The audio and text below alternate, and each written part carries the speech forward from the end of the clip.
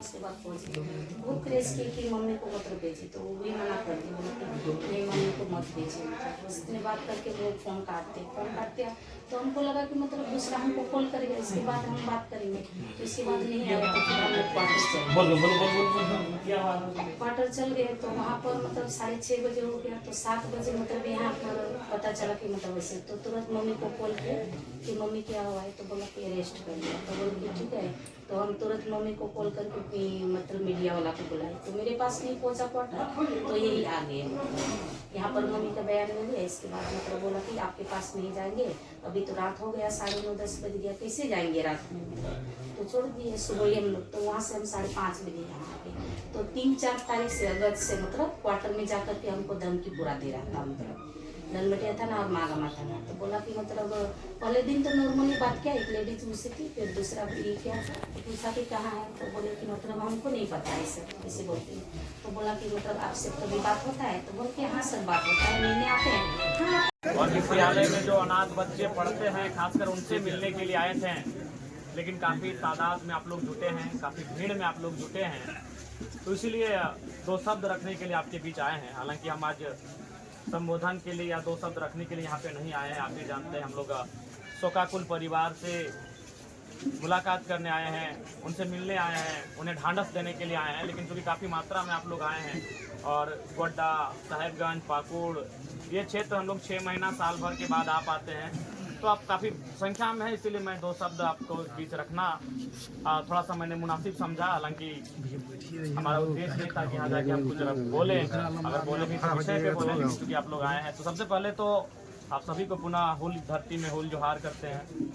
और साथियों, आज विशेषकर हम लोग सूर्या भाई के परिवार उनके घर के प्रांगण में इकट्ठे हुए हैं। आपने भी इस घटना को सुना कि किस प्रकार से आज अपने ही राज्य में, जिस राज्य को बनाने में इसी संथाल परगना की धरती में जब भारत देश ने आज़ादी की बुगुल नहीं फूंकी थी सन 1857 में, उससे 2 साल पहले 1855 में ही इसी संथाल परगना की धरती में सिद्धू कान्हू के नेतृत्व में लगभग 20,000 आदिवासी तथा अन्य लोगों ने अपने प्राणों की आहुति दी थी। क्यों? जल, जमीन, जंगल को बचाने के लिए, अपनी अस्मिता की रक्षा के लिए। लेकिन आज कई वर्ष बीत चुके हैं हुल विद्रोह के, आज कई वर्ष बीत चुके हैं हिंदुस्तान की आज़ादी के। कल ही हमने आज़ादी का दिवस भी मनाया, कल 15 अगस्त था, आज 16 अगस्त है। कई वर्ष बीत चुके हैं हिंदुस्तान की आज़ादी के, कई वर्ष बीत चुके हैं झारखंड अलग राज्य के।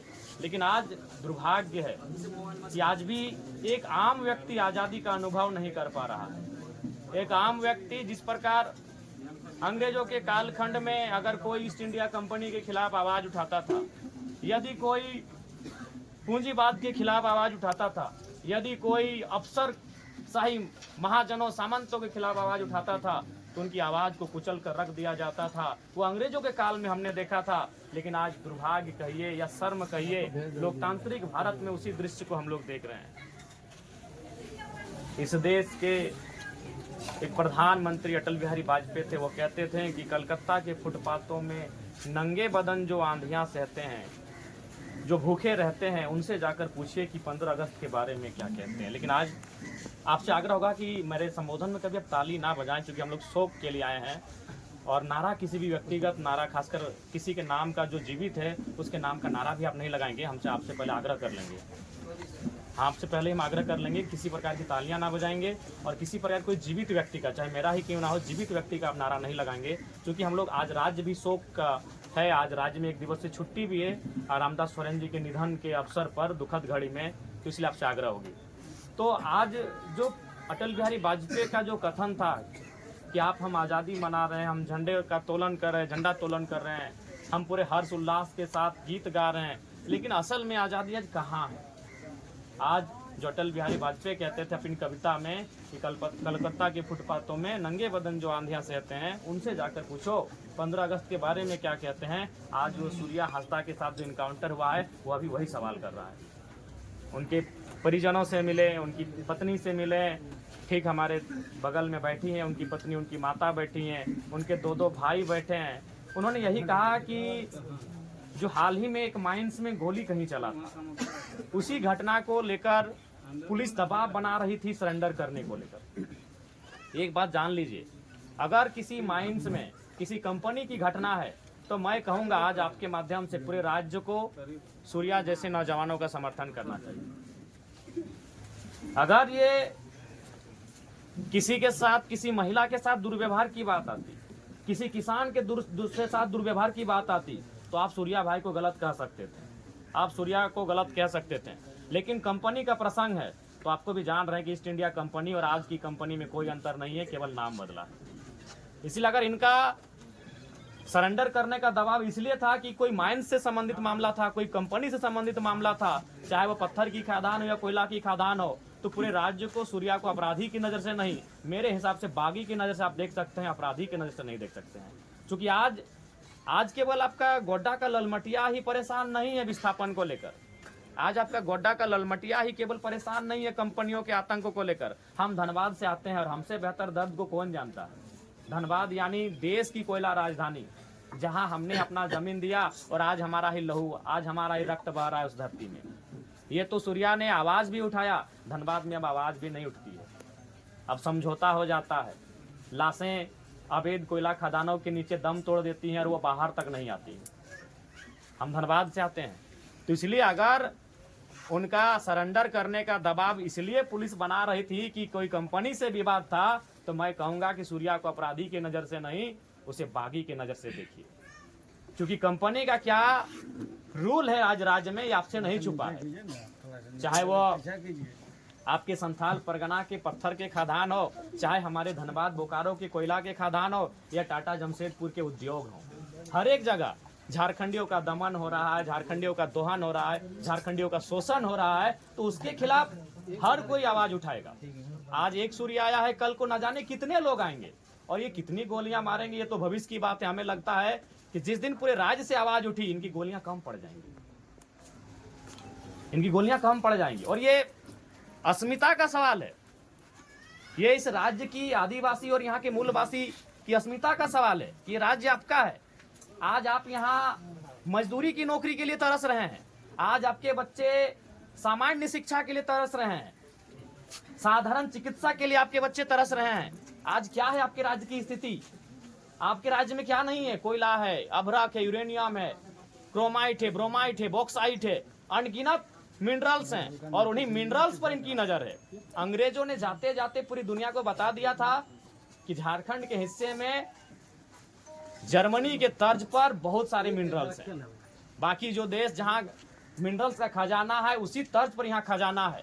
और आपको याद होगा, इस देश के पहले राष्ट्रपति, the first president of India, doctor Rajendra Prasad ji ने कहा था कि जरूरत है यहाँ के लोगों को जागने की, नहीं तो यहाँ के खनिज संपदा पर दूसरे राज्यों के लोग कब्जा कर लेंगे। और आज आपसे छुपा नहीं है, आप बता दीजिए, आज आप बता दीजिए इन खनिजों से कितने लोग आप कहाँ पहुँचे, इन खनिजों के पैसे से आप कितने लोग कहाँ पहुँचे, आप बता दीजिए।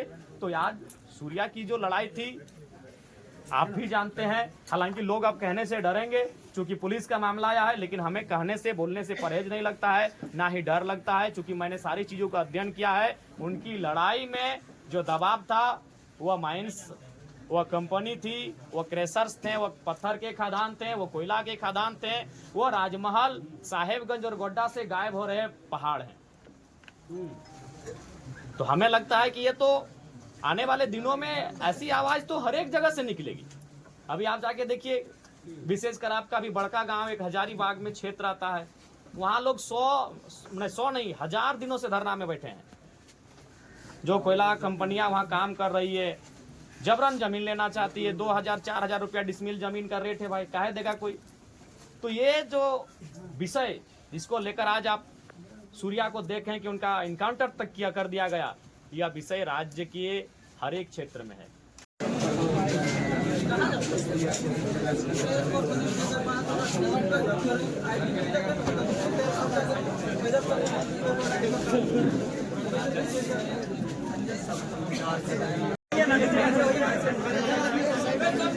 आप ललमटिया के फेमस न्यूज होकर के आगे चलिए आप। तो आज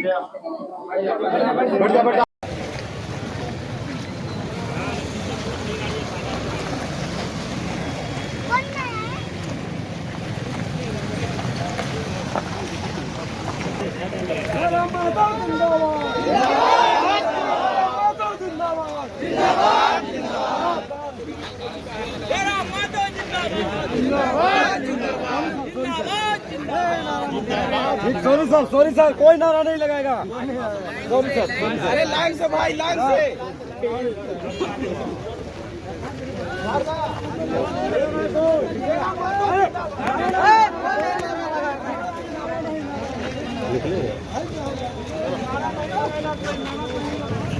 चल लो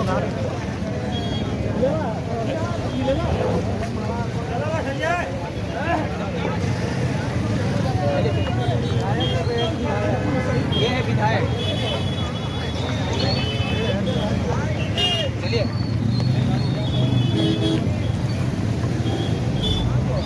चलो निकालो गाड़ी निकालो।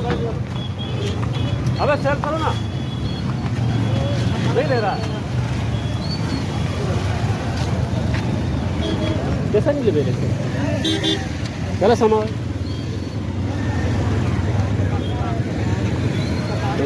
समाओ।